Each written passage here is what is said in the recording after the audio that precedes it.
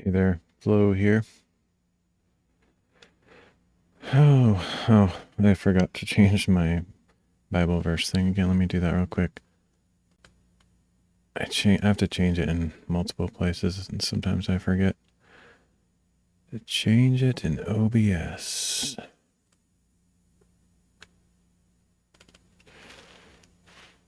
Let's see. So we are not reading those chapters. We're reading something else.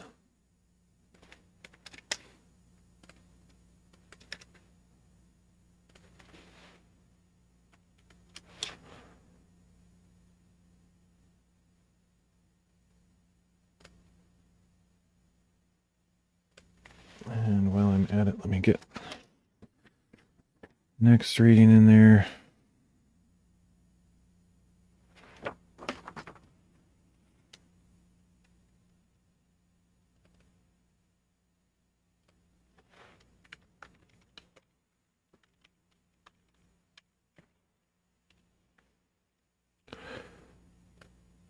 All right.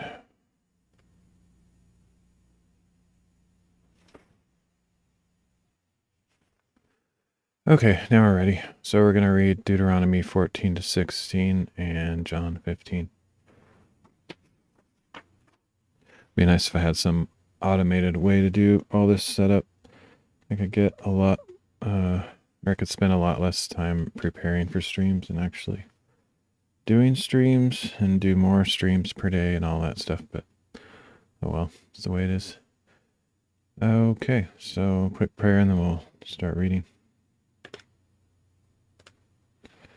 Dear Lord, thank you for this day. Thank you for getting us through.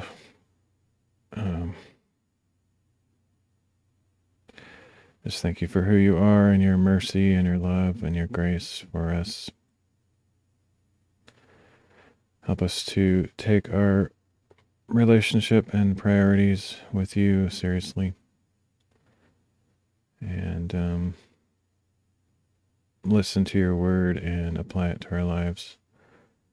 Help me to speak it clearly today. And thank you in Jesus' name, amen. Okay.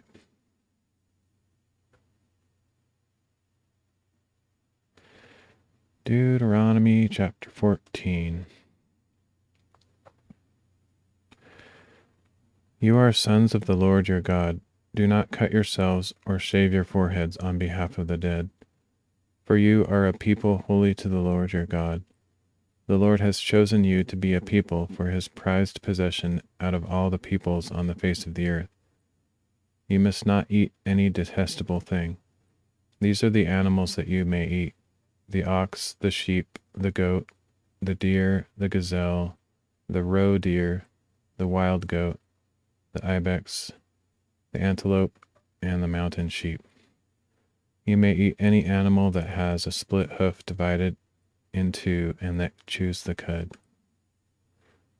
But of those that chew the cud or have a completely divided hoof, you are not to eat the following: the camel, the rabbit, or the rock badger. Although they chew the cud, they do not have a divided hoof. They are unclean for you. As well as the pig, though it has a divided hoof, it does not chew the cud. It is unclean for you. You must not eat its meat or touch its carcass.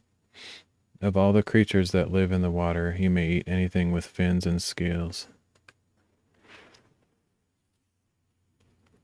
Oh, got a sneeze coming, but not quite ready. But you may not eat anything that does not have fins and scales. It is unclean for you.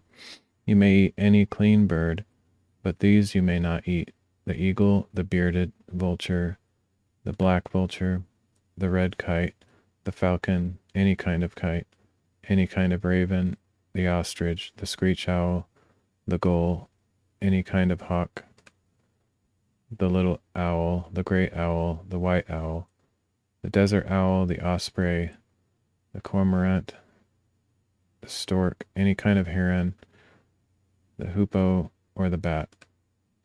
All flying insects are unclean for you. They may not be eaten, but you may eat any clean bird. You are not to eat any carcass. You may give it to the foreigner residing within your gates, and he may eat it, or you may sell it to a foreigner. For you are a holy people belonging to the Lord your God. You must not cook a young goat in its mother's milk. You must be sure to set aside a tenth of all the produce brought forth each year from your fields.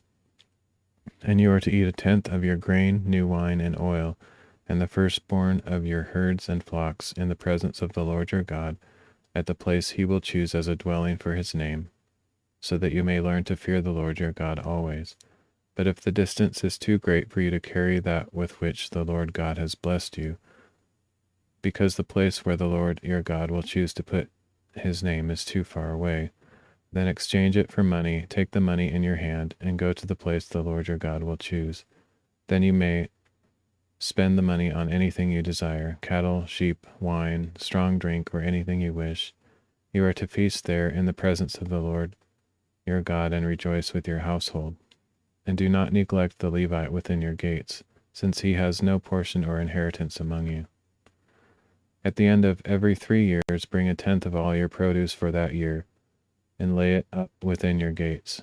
Then the Levite, because he has no portion or inheritance among you, the foreigner, the fatherless, and the widow within your gates, may come and eat and be satisfied. And the Lord your God will bless you in all the work of your hands.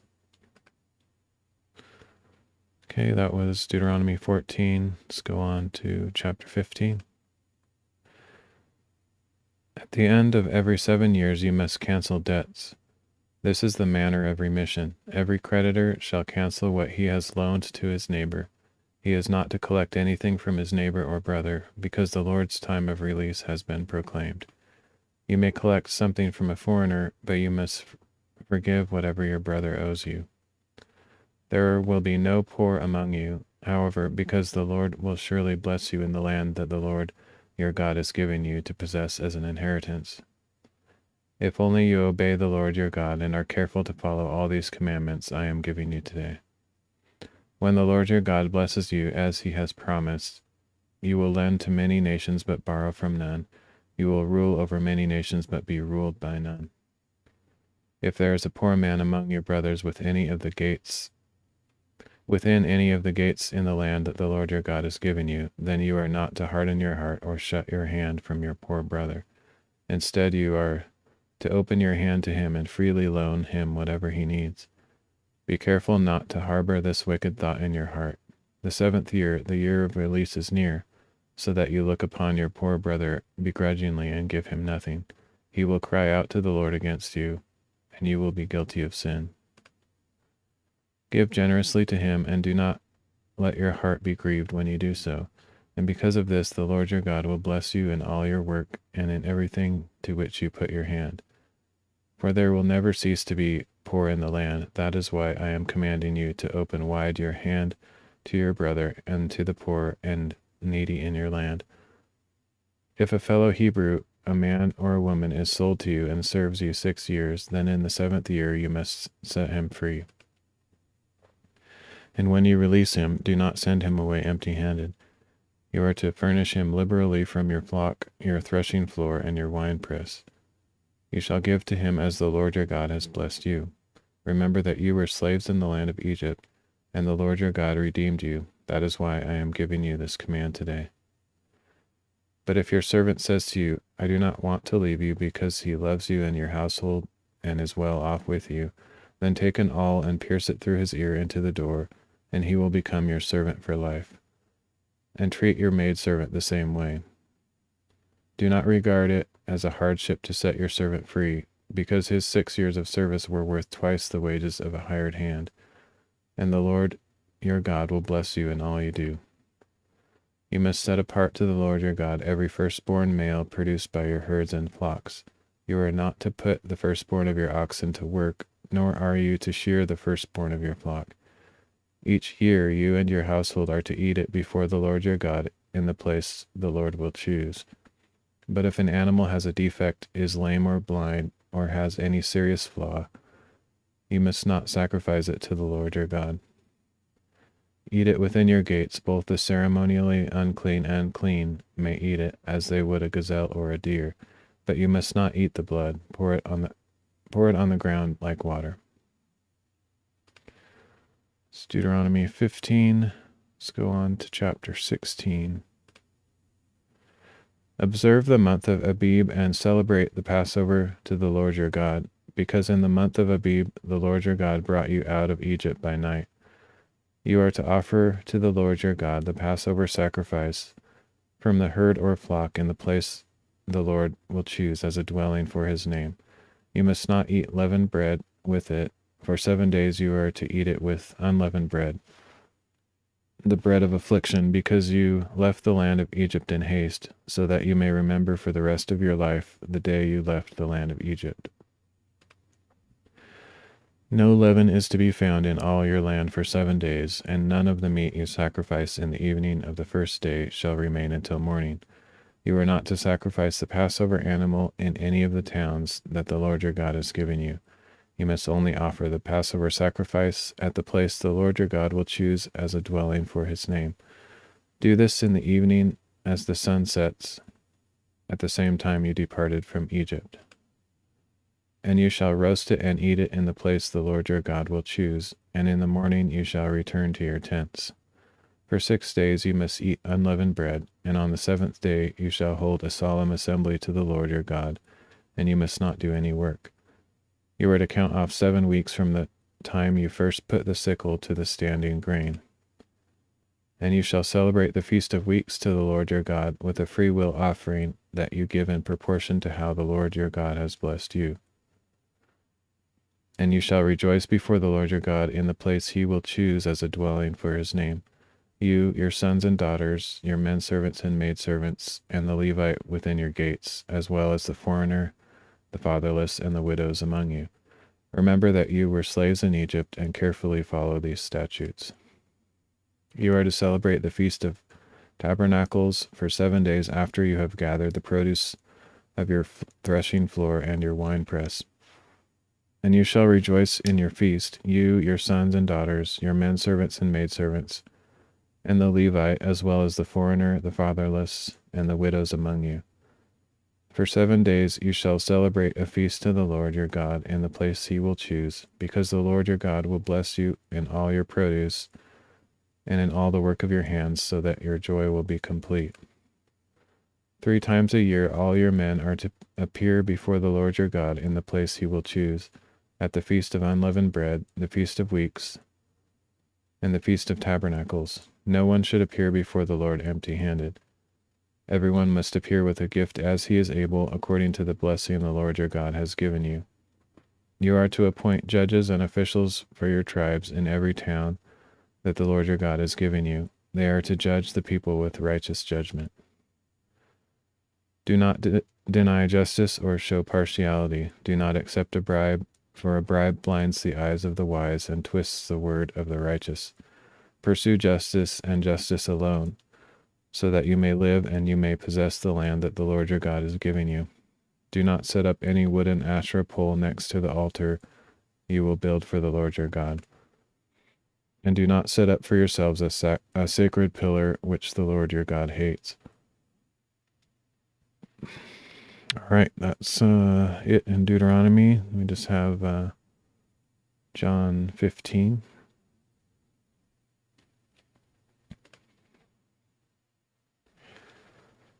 I am the true vine, and my Father is the keeper of the vineyard. He cuts off every branch in me that bears no fruit, and every branch that does bear fruit he prunes to make it even more fruitful. You are already clean because of the word I have spoken to you. Remain in me, and I will remain in you. Just as no branch can bear fruit by itself unless it remains in the vine, neither can you bear fruit unless you remain in me. I am the vine, and you are the branches. The one who remains in me, and I in him, will bear much fruit, for apart from me you can do nothing. If anyone does not remain in me, he is like a branch that is thrown away and withers. Such branches are gathered up, thrown into the fire, and burned. If you remain in me, and my words remain in you, ask whatever you wish, and it will be done for you. This is to my Father's glory, that you bear much fruit, proving yourselves to be my disciples. As the Father has loved me, so have I loved you. Remain in my love. If you keep my commandments, you will remain in my love, just as I have kept my Father's commandments and remain in his love. I have told you these things so that my joy may be in you and your joy may be complete. This is my commandment, that you love one another as I have loved you. Greater love has no one than this, that he lay down his life for his friends. You are my friends if you do what I command you. No longer do I call you servants, for a servant does not understand what his master is doing. But I have called you friends because everything I have learned from my Father I have made known to you. You did not choose me, but I chose you, and I appointed you to go and bear fruit, fruit that will remain, so that whatever you ask the Father in my name, he will give you. This is my command to you. Love one another. If the world hates you, understand that it hated me first. If you were of the world, it would love you as its own. Instead, the world hates you because you are not of the world, but have chosen you out of the world. Remember the word that I spoke to you. No servant is greater than his master. If they persecuted me, they will persecute you as well. If they kept my word, they will keep yours as well. But they will treat you like this because of my name, since they do not know the one who sent me. If I had not come and spoken to them, they would not be guilty of sin. Now, however, they have no excuse for their sin. Whoever hates me hates my Father as well. If I had not done among them the works that no one else did, they would not be guilty of sin. But now they have seen and hated both me and my Father. But this is to fulfill what is written in their law. They hated me without reason. When the Advocate comes, whom I will send to you from the Father, the Spirit of truth, who proceeds from the Father, he will testify about me. And you also must testify, because you have been with me from the beginning. All right. It's hard to read through John or really any of the New Testament quickly, but since I'm just doing reading, it's just, normal pace reading, whatever. It's like you got to stop and think about each phrase because there's a lot in there. So I would recommend anybody that is really seeking the Lord to do more than just read. Like if something stands out to you, like as you were reading in your own time, just stop and like spend some time there, do some study or meditate on the words and what it means. Yeah. I sometimes personally feel like I'm missing something when I do just the reading, because first of all, like I mentioned before, my reading comprehension's really bad, so it doesn't stick with me very long. That's part of the reason I started the writing out the Bible project, but I haven't been doing that super regularly. It's sort of like it ends up being one or the other, kind of. Like when I wasn't streaming over the Easter holiday, I was doing the writing, and now that I'm streaming, I haven't really been doing the writing. So yeah. Anyway, that's it for this stream. I might do another one. It's not that late yet, so yep. Anyway, that's it.